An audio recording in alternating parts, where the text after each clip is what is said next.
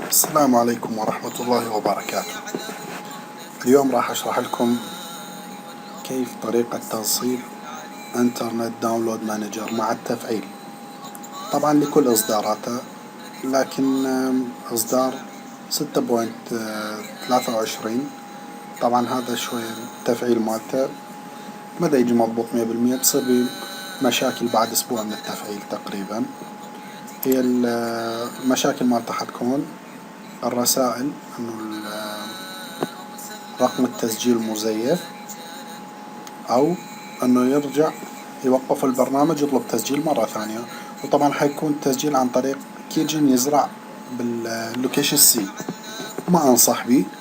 افضل اصدار تقريبا اني استخدمه 6.19، شي كلش حلو صراحة هو والتفعيل مالته. خلينا نشوف شلون نفعله. موجودة طبعا عندي كل الاصدارات وكلها نفس التفعيل، لكن انا راح انصب 6.19. نعم، تالي انهاء.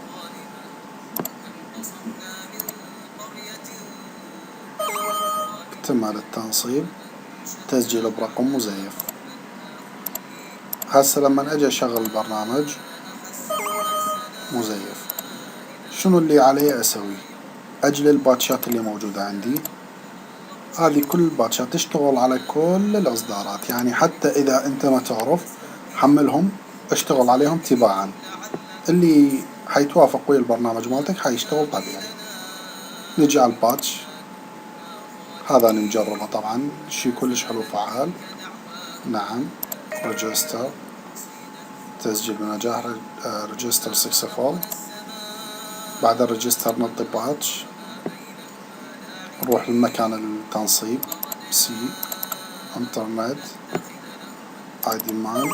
تمام، this one complete remove.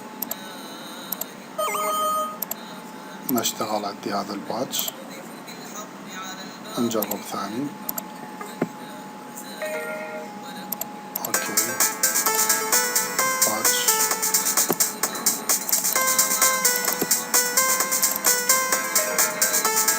داون. ناخذ هذا احتياط، نحطه ريجستر. تمام، هسه نشوفه تم التفعيل بنجاح. يعني مجرد تحويل من باتش بشتغل عندي إلى باتش ثاني، اشتغل هسه البرنامج عندي تمام 100. تسجيل مسجل، نسخة 6.19 قابلة للتحديث. إن شاء الله موفقين، لا تنسوني من صالح الدعاء. محمد سامي الدليمي.